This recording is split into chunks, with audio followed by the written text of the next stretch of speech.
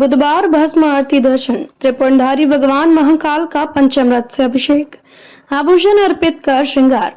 मध्य प्रदेश के उज्जैन स्थित विश्वविख्यात श्री महाकालेश्वर मंदिर में बुधवार तड़के श्रद्धा और भक्ति का अनुपम संगम देखने को मिला। मंदिर में प्रातःकालीन भस्म आरती का आयोजन विधिवत रूप से हुआ, जिसमें बड़ी संख्या में श्रद्धालु शामिल हुए। इस विशेष अवसर पर भगवान महाकाल का पंचामृत से अभिषेक कर भव्य श्रृंगार किया गया। पंचामृत अभिषेक के अंतर्गत सबसे पहले जल, फिर दूध, दही, घी, शक्कर और शहद से भगवान का पूजन किया गया।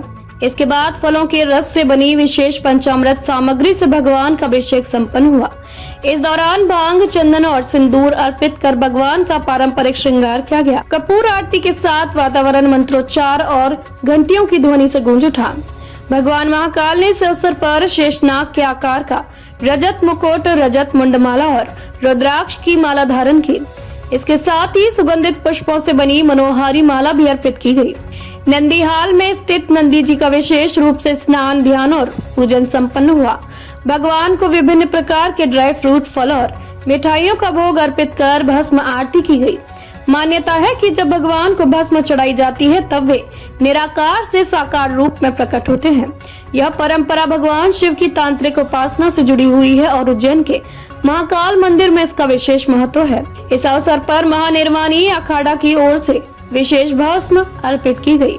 मंदिर में उपस्थित श्रद्धालुओं ने आरती दर्शन कर भगवान महाकाल का आशीर्वाद लिया और पुण्य लाभ अर्जित किया। श्रद्धालुओं का मानना है कि भस्म आरती के समय भगवान महाकाल के साक्षात दर्शन करने मात्र से सभी प्रकार के कष्ट दूर हो जाते हैं और जीवन में सुख, शांति और समृद्धि का प्रवेश होता है। तड़के 4 बजे से ही मंदिर परिसर में भक्तों की भीड़ उमड़ पड़ी थी, जो आरती समाप्ति तक भक्ति रस में सरोवर रही।